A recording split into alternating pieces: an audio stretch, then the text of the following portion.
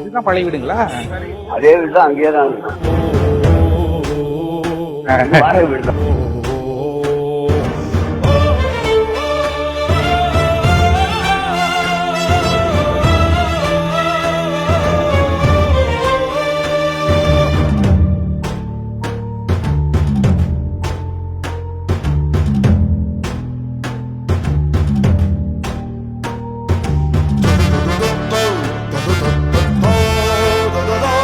எப்போ பார்த்தாலும் ஒரு உற்சாகமா இருக்கீங்கல்ல, அந்த உடற்பயிற்சி அப்படிங்கறத காலையில மேற்கொள்ளுங்க. உடற்பயிற்சி என்பது மக்களை சந்திப்பது, அவ்வளவுதான். மக்களை தேடி செல்வது, நிகழ்ச்சிகளில் தொடர்ந்து அதிக கவனம் செலுத்துவது, இவைதான் என்னுடைய உடற்பயிற்சி.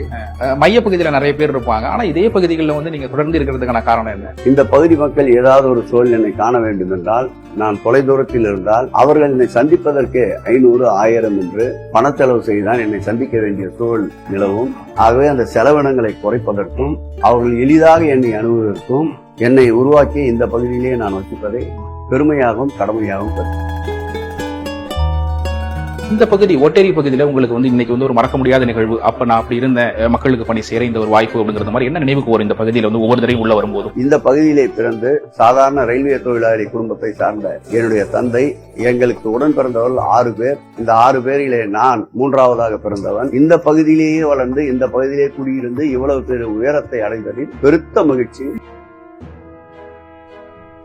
ஒரு நாளைக்கு வந்து அந்த அன்னதானம் அப்படிங்கறது வழங்குவாங்க தலைவர்கள் பிறந்த நாளுக்கு. வருடந்தோறும் இந்த மாதிரி அன்னதானம் வழங்கணும் அப்படின்ட்டு என்ன காரணம்? யார் உள்ளளவும் கொண்டாடப்பட வேண்டிய அளவிற்கு என் தலைவர், புகழ்வாய்ந்த தலைவர், அவரை கொண்டாடுவதில் பெருத்த மகிழ்ச்சி. ஒவ்வொரு இடத்திலும் 600 பேர்களுக்கு குறையாமல் இந்த சிற்றுண்டி வழங்கப்படுகிறது. இந்த சிற்றுண்டி பெருத்த வரவேற்பை பெற்றிருக்கிறது. இன்னும் கூட இதை அதிகப்படுத்தலாம்.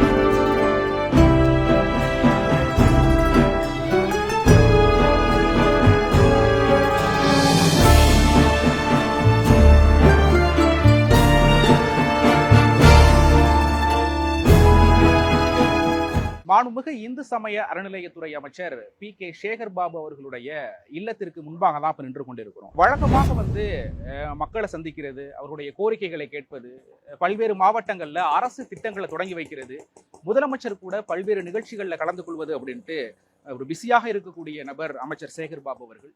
இன்றைய காலை பொழுதுல அவரை சந்தித்து வந்து வழக்கமா அவருடைய பணிகள் எப்படி இருக்கும் அப்படின்ட்டு தான் இன்னைக்கு கேட்டு தெரிஞ்சுக்க போறோம். வாங்க போலாம்.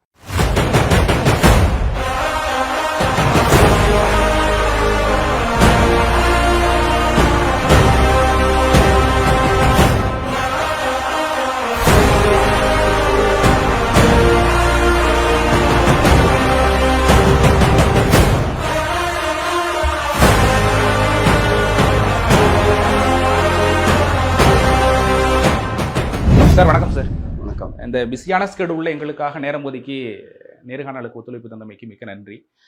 உங்களுடைய பொதுவாக இந்த காலை நேரம் அப்படிங்கிறது எத்தனை மணிக்கு தொடங்கும் சார்? காலை நான் 5:30 மணிக்கு எழுந்து கொள்கின்ற பழக்கம் உள்ளவன். 6 மணிக்கே பார்வையாளர்கள் வந்து விடுவார்கள். முதல் பார்வையாளர் வருகின்ற பொழுதே காலையிலே வருகின்ற பார்வையாளர்களை உடனடியாக பார்த்து விடுவேன்.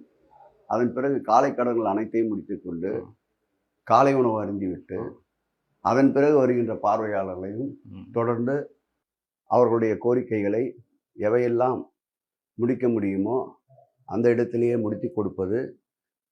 தொடர் நடவடிக்கை என்றால் அதற்குண்டான பணிகளை உதவியாளர் வாயிலாக தொடர் நடவடிக்கைகளுக்கு ஆட்படுத்துவது என்று காலையிலே பணியை தொடங்கி வருகிறோம். மாண்புமிகு எங்கள் உயிரினும் மேலான அன்பு தலைவர் தளபதி அவருடைய பிறந்தநாளை முன்னிட்டு அமுதக்கரங்கள் என்ற ஒரு நிகழ்ச்சியை தொடங்கி இருக்கின்றோம். தினந்தோறும் காலையிலே 2 இடங்களில் என்று 1000க்கும் மேற்பட்டவர்களுக்கு காலை சிற்றுண்டியை வழங்கி கொண்டிருக்கின்றோம்.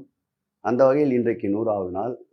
பிப்ரவரி மாதம் 20ஆம் தேதி எங்கள் அன்பு தலைவர் அவர்களுடைய துணைவியார் எங்கள் போற்றுதலுக்குரிய அன்னியார் அவர்கள் துவக்கி வைத்த நிகழ்ச்சி. அதைத் தொடர்ந்து இன்றைக்கு 100வது நாளாக 199வது இடத்தில் இந்த காலை சிற்றுண்டியை வழங்க இருக்கின்றோம். அதைத் தொடர்ந்து எனக்கு 2